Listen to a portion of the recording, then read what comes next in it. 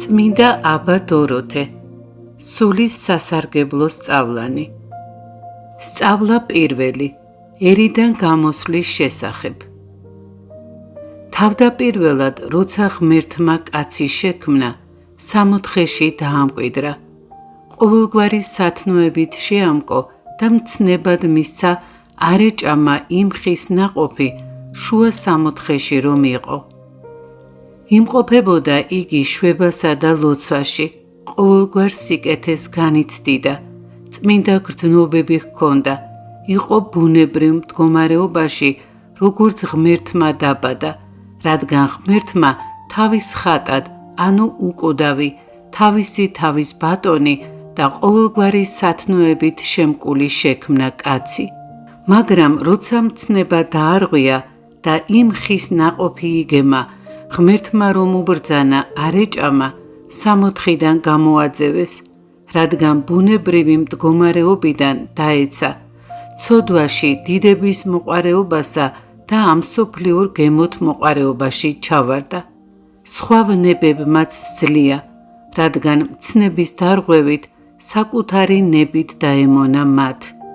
მაშინ აღორძინდა უკეთურება, სუფევდა სიკვდილი, აღარსად იყო ცოდნა ღვთისა და ყველგან უგულისხმოება იყო ღვთისა.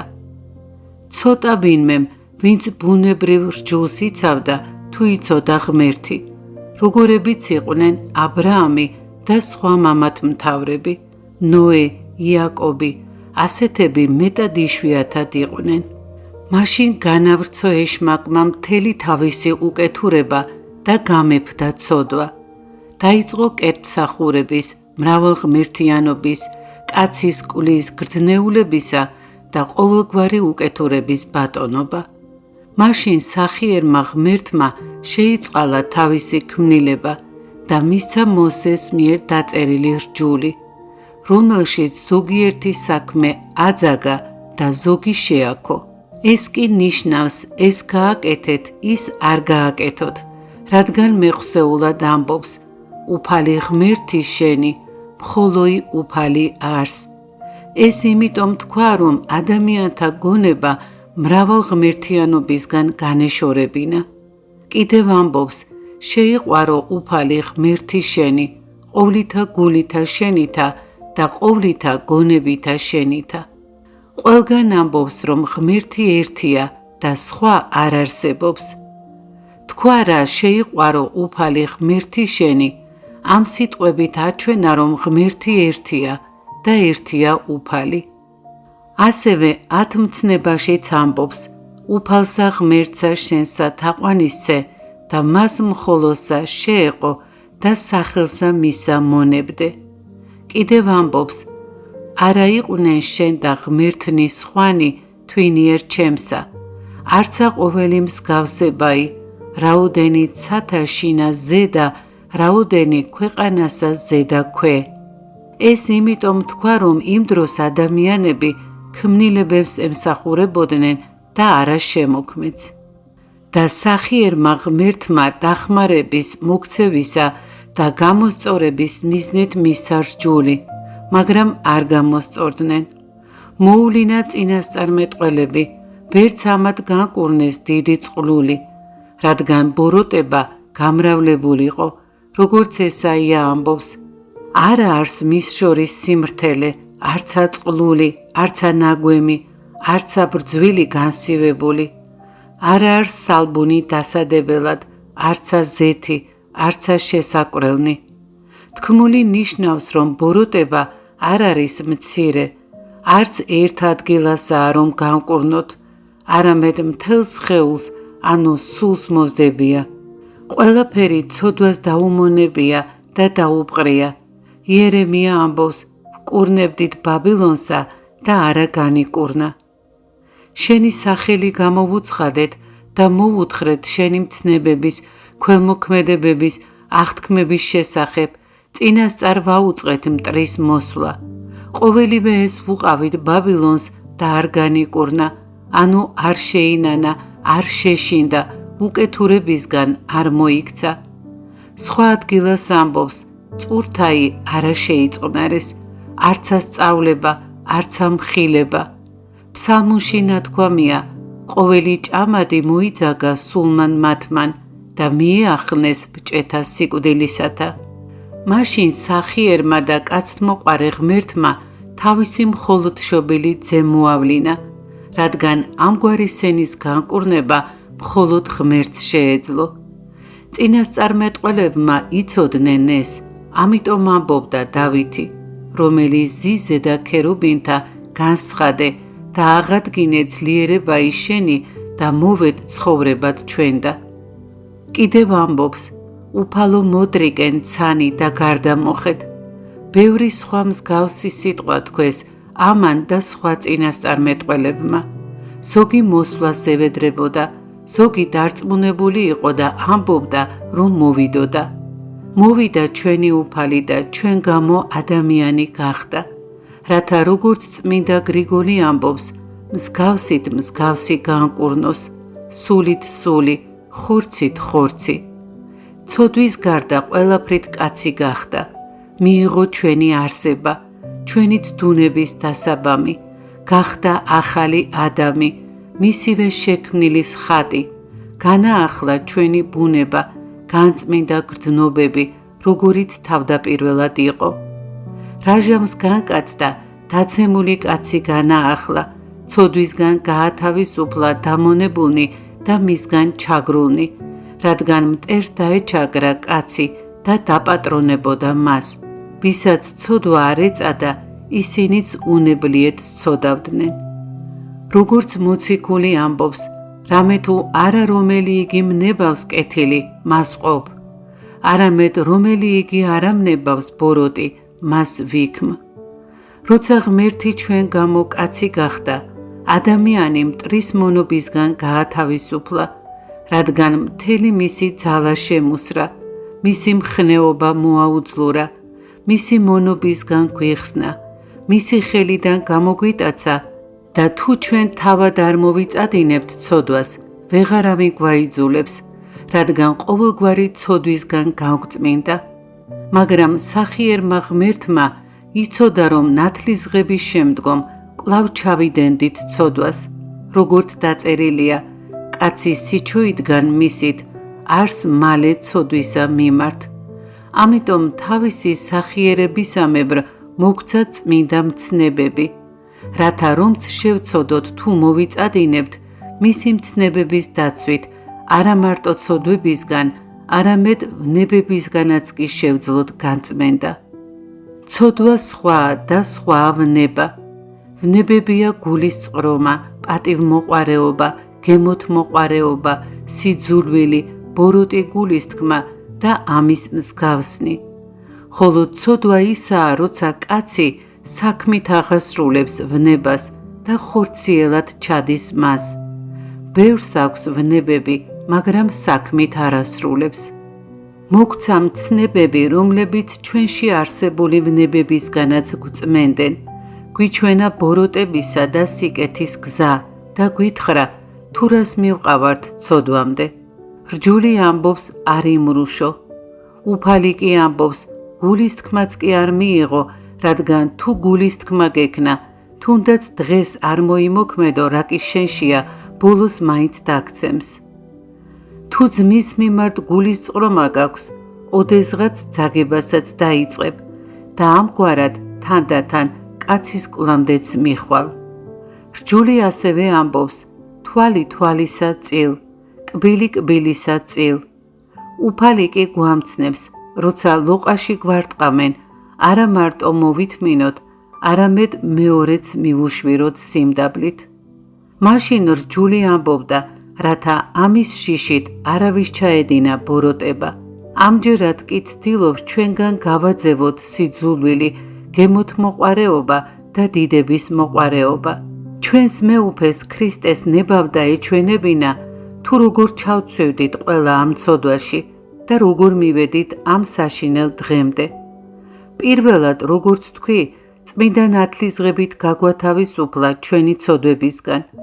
მოგცა ძალაუფლება არ ვცოდოთ თუ მოვისურვებთ, რადგან ეშმაკი უწინდელივით უნებლიეთ ვეღარ ჩაგვადენინებს ცოდვას. მაშინ ჩვენი ცოდვების საბლით ვიყავით შეკრულნი, უფალმა კი მოგცა მცნებები, რომლებიც ვნებებისგან გვწმენდნენ, რათა კვლავ ძველ ცოდვებში არ ჩავვარდეთ. ჯერ გვიჩვენა მიზეზი, რომელსაც ღვთისმცნებების ურჩობასა და უგულებელ ყოფამდე მივყავართ. შემდეგ კი წამალიც მიგვითითა, რითიც მათი განკურნებაა შესაძლებელი. და რა მკურნალობაა ეს, ან რა მიზეზით მივდივართ ღვთისმცნებების უგულებელ ყოფამდე?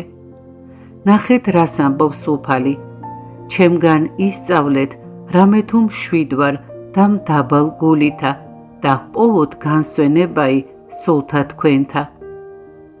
აჰა ძმებო, ერთი სიტყვით გვიჩვენა ყოველი ბოროტების ძირი და გვიჩვენა წამალიც ყოველი სიკეთის ძირი. რადგან სიამაყემ დაგვცა და შეუძლებელია წყალობის სხვაგვარად მოპოვება, თუ არა მისი საწინააღმდეგოთი, ანუ თავმდაბლობით. სიამაყე ღვთისმცნებების უგულებელ ყოფასა და უკეთურ ურჩობას ბადებს, ხოლო თავმდაბლობა მორჩილებასა და სულის ცხონებას. სიტყვიერ ან გარეგნულ თავმდაბლობაზე კი არ ვლაპარაკობ, არამედ ჭეშმარიტ თავმდაბლობაზე, კაცის გონებაში რომ მკვიდრდება.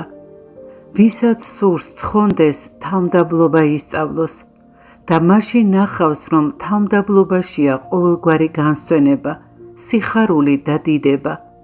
ამ პარტავნებისგან კი ყოველგვარი ბოროტება იშვება. როგორ ჩავცვივდით ასეთ დიდ ბოროტებაში? განა ამ პარტავნებით არ დავეცით? განა ურჩობისა და ჩვენი უკეთური ნების აღსრულების გამო არ დაგვემართა ყველაფერი? განა კაცი ყოველი სიკეთით არ დაიბადა?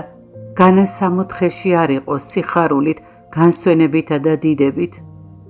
ღმერთმა უთხრა ამას ნუ გააკეთებო, მაგრამ მან გააკეთა. ხედავთ მის ამ პარტავნებას, ხედავთ მის ურჩობას. მაშინ ღმერთმა იხილა მისი უგუნურება და თქვა, შეშლილია, თუ შავი დღე არ ნახა, სრულიად წარწყმდება. თუ ვერ შეიტყობს რა არის გაჭირვება, განსვენების გემოს ვერ გაიგებს. მაშინ მიაგო, რისი ღირსიც იყო. გამოაძევა სამოთხიდან და მაშინ მიეცა იგი ხორცთმოყვარეობასა და თავის ნებას, რათა ამრიგად ძვალნი შემუსროდა და ესწავლა საკუთარ თავს კი არ მინდობოდა, არამედ ღვთისმცნებას. რათა ურჩობის სიმწარეს მოედრიკა თანახმად წინასწარმეტყველის სიტყვებისა. გასწავლენ შენ განდგომილება მან შენმან. მაგრამ უფალმა ღმერთმა, როგორც თქვი, არ უგულებელყო თავისი შექმნილი და კვლავ ამბობს, მოვედით ჩემ და ყოველნი მაშვლანი და ტვით მძიმენი და მე განგისვენო თქვენ. რაც ნიშნავს, აი იშრომეთ და თქვენი ურჩობის ნაყოფით გამოიცადეთ. ახლა კი მოიქეცით, შეიცანით თქვენი უძლურება, რათა უწინდელ პატივსა და დიდებას დაუბრუნდეთ. მოდით და თავმდაბლობით ცხონდით, რადგან ამ პარტავნებით მოკვდით. ჩემგან ისწავლეთ რამე თუ მშვიდ ვარ და მდაბალ გულითა და ჰპოვოთ განსვენებაი სულთა თქვენთა. ძმებო, რა შვება ამ პარტავნება და რა შეუძლია თავმდაბლობას? თავიდანვე რომ დამდაბლებულიყო კაცი, არც ყოველივე ეს შეემთხვეოდა. დაცემის შემდეგ კიდევ მისცა უფალმა მიზეზი სინანულისთვის, მაგრამ მოუდრეკელი იყო მისი ქედი და არ შეინანა. უთხრა მას, ადამ სათხარ. ნათქვამი ნიშნავს რაგვარი დიდებიდან რაგვარ სირცხვილამდე მიხვედი. შემდეგ კითხა, რატომ შესწოდე? ყოველივე ამას კი იმიტომ ეუბნებოდა, რომ მას ეთქვა შემინდე. მან კი არ შეინანა, არამედ შეედავა და უთხრა, დედაკაცი რომელიც მომეც ჩემთანა, მაცდუნა მე. კი არ თქვა ჩემმა ცოლმა მაცდუნაო, არამედ დედაკაცი რომელი მომეც ჩემთანა. თითქოს ეუბნებოდა განსაცდელი შენ გამომეწიაო და ღმერთს დააბრალა. ასია როცა კაცი თავის თავს არ აბრალებს, ღმერთსაც დააბრალებს. მაშინ ღმერთმა დედაკაცს კითხა, რატომ დაარღვიე ჩემი მცნება? ელოდა იქნებ ამან თქვასო შემინდე, რათა შეეწყალებინა. მაგრამ არც ერთისგან არ მიუღია პასუხად შემინდე. არამედ ამანაც უთხრა, გველმან მაცთუნა მე. თითქოს გველს ეუბნებოდა და არა მას. რას ჩადით უბადრუგნო, მოიდრიკეთ მუხლი, შეიცანით თქვენი შეცდომა, შეიცანით თქვენი სიშიშვლე. არც ერთმა მათგანმა არ დააბრალა თავს, არც ერთმა მათგანმა არ გამოიჩინა თავმდაბლობა. ახლა კი ნახეთ სადამდე, ანუ რაგვარ ბოროტებამდე მიგვიყვანა თავის მართლებამ, საკუთარი თავის მინდობამ და საკუთარ ნებაზე დგომამ, რომლებიც ღვთის მტრის ამპარტავნების შვილები არიან.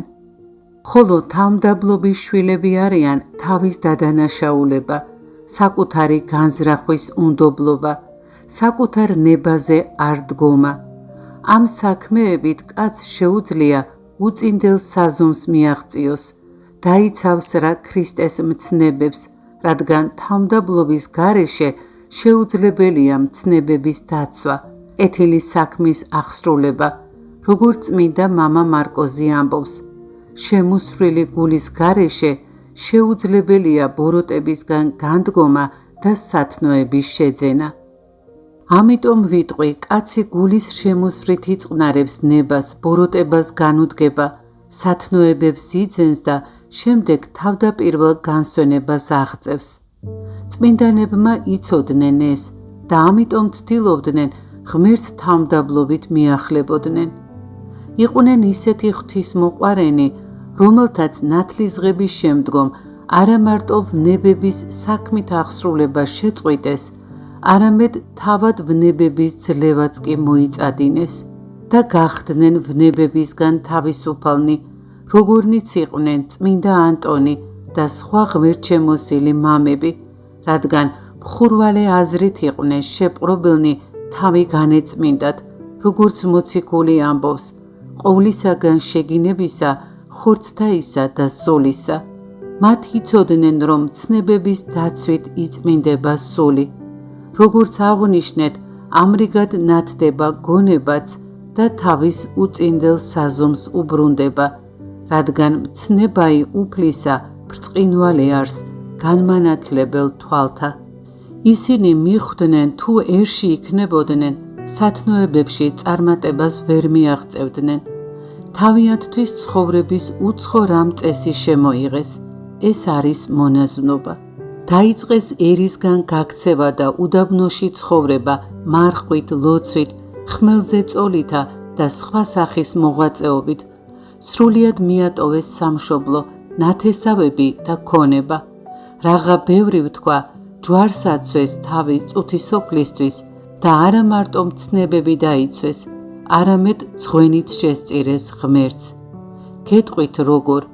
ღვთის მცნებები სავალდებულოა და ყველა ქრისტიანს მართებს მათი დაცვა, რადგან ისინი მეფისთვის მისაცემი ხარკივითაა, ყველასთვის რომ არის სავალდებულო.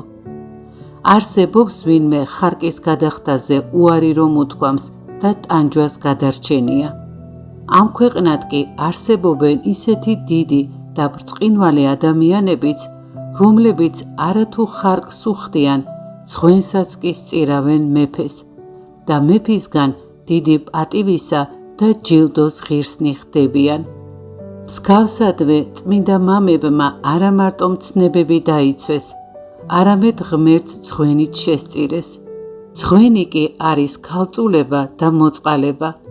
არსად არის დაწერილი არ იქორწინოთო, არც ქრისტეს მოუცია მცნებად განყიდე მონაგები შენი. წმინდა მამები თავად მიხვდნენ ამას. როცა უფალთან რჯულის მცოდნე მივიდა და ჰკითხა, მოძღვარო სახიერო, რა იკეთილი უქმნე, რაითა მაქ უნდეს ცხოვრება საუკუნო, მან მიუგო, იცი მცნებები, არა კაცკლა, არა იპარო, არა იმრუშო, არა ცილის წამო და ასე შემდეგ. მან კი უთხრა, ესე ყოველი დამიმარხავს სიყრმით ჩემითგან. მაშინ უფალმა უპასუხა, უკეთ უგნებავს რაითა სრულიყო, განყიდე მონაგები შენი და მიეც გლახაკთა. აჰა მცნებად კი არ მისცა განყიდე მონაგები შენიო, არამედ თითქოს ურჩია. სიტყვები უკეთ უგნებავს, გააკეთე, ბრძანება კი არ არის, არამედ რჩევა. ხოლო მამებმა, როგორც თქვი, სხვა სათნოებებთან ერთად ღმერთს ძღვენით შესწირეს, ქალწულება და უპოვარება.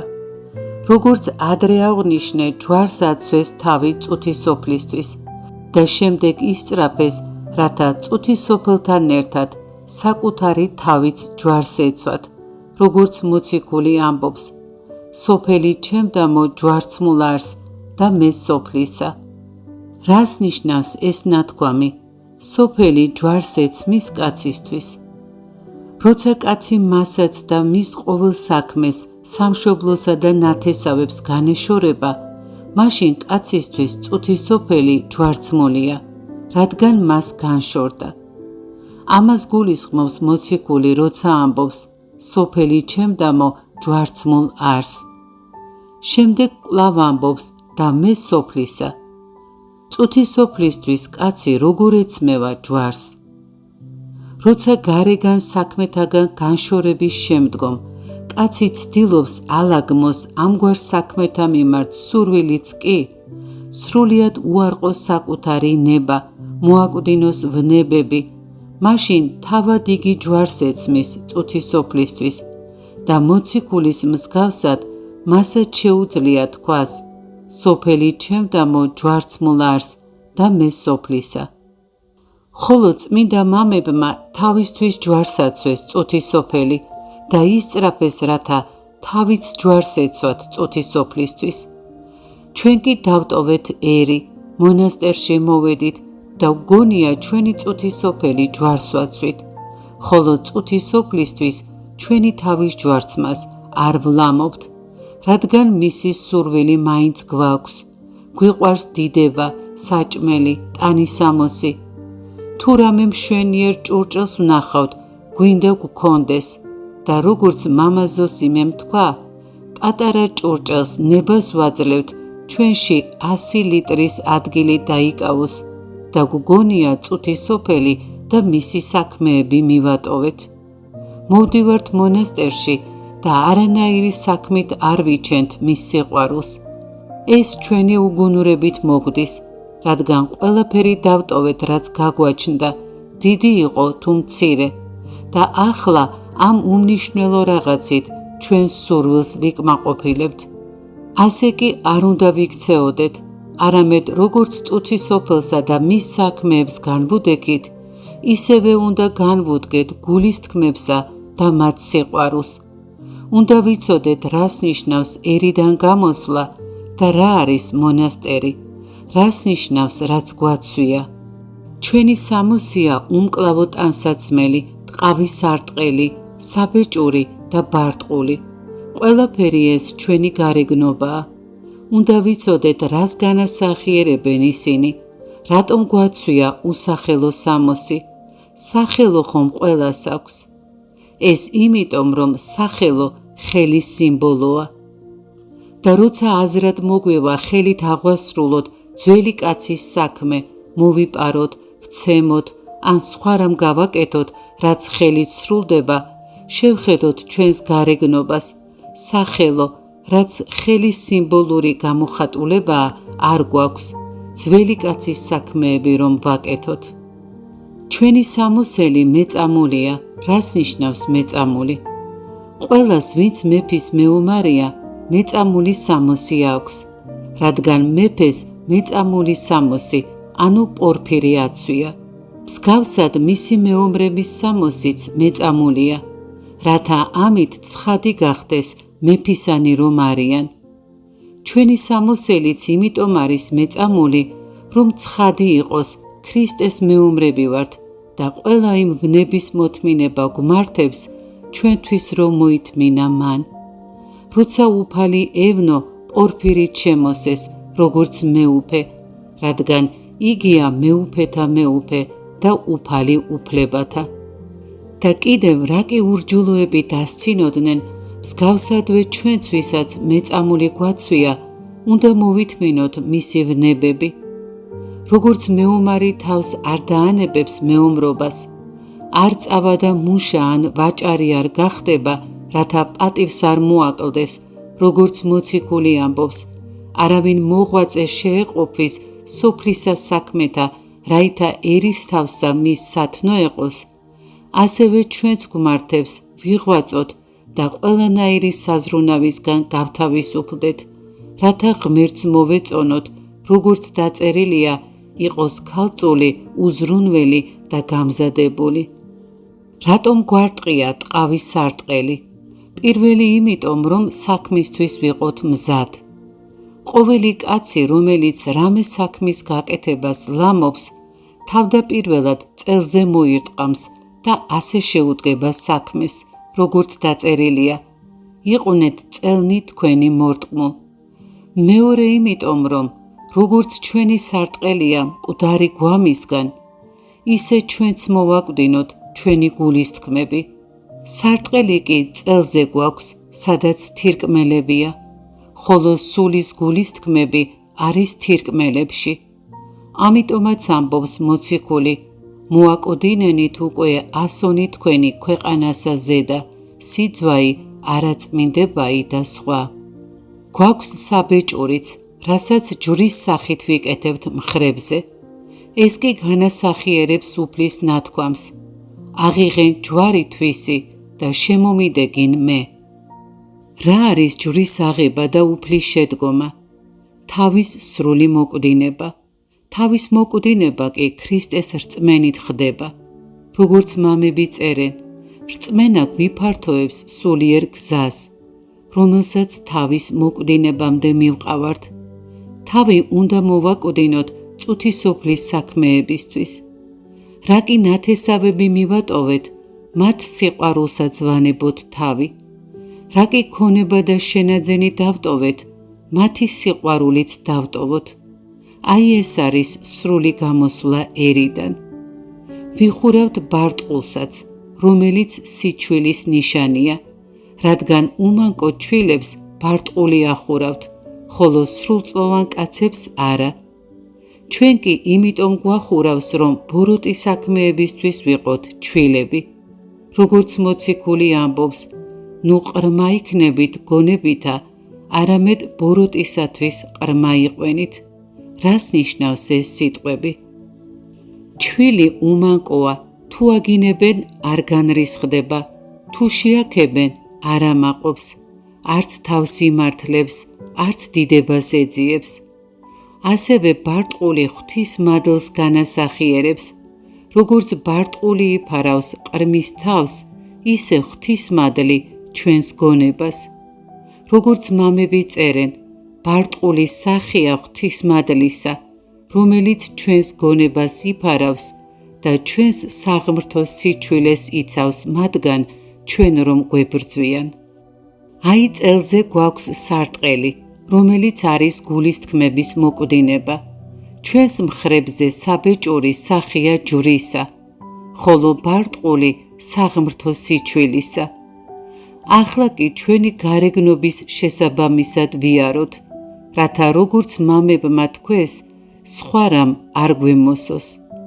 არამედ როგორც ეს წუთისოფელი დავტოვეთ, ისევე დავტოვოთ მისი სიყვარულიც, რათა მცირე და უსარგებლო საქმეთა სიყვარულმა კვლავ ერში არ დაგვაბრუნოს. თუ წუთისოფლის სიყვარულისგან განრიდება გვსურს, ჩვენი ნების უარყოფაც ვისწავლოთ. ჰოი ჩემო საყვარელო ძმებო, მოდით და შევეცადოთ თანდათან უარყოთ ჩვენი ნება, რათა ამრიგად ღვთის შეწევნით წუთისოფელი შევიძულოთ და მაშინ შევძლებთ წინააღმდეგობა გავუწიოთ დიდ ვნებებსაც და ჩვენი ნებაც დავთრგუნოთ. რადგან ისე არაფერი არ გებს კაცს, როგორც თავისი ნების უარყოფა, ყველაზე უკეთ კაცი ამით აღწევს წარმატებას სათნოებებში.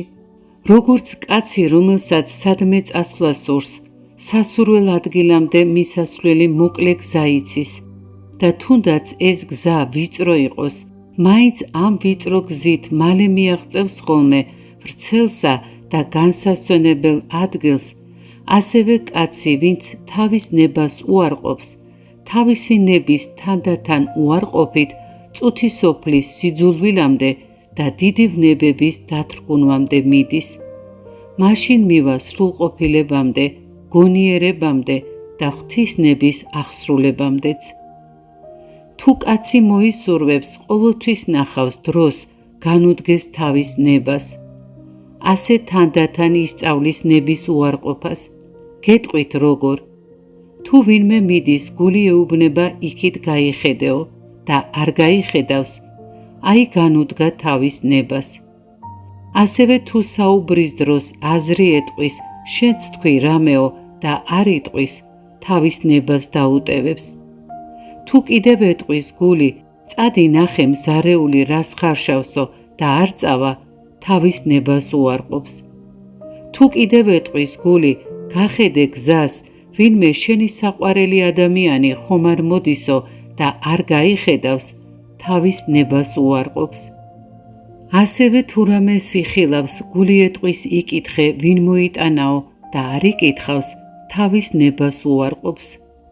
თუ მცირე და მსუბუქ საქმეში ასე მოიქცევა, თავისი ნების უარყოფასა და ძლევას მიეჩვევა და მაშინ ღვთის შეწევნით დიდ და მძიმე საქმეშიც ადვილად ძლევს და განუდგება თავის ნებას, რადგან ეს ჩვევად ექნება და რაც შეემთხვევა, ყველაფერში შვებას ნახავს, ყველაფრის მოსურნე იქნება და ერთნაირად მიიღებს, რადგან თავის ნებას არ მისდევს.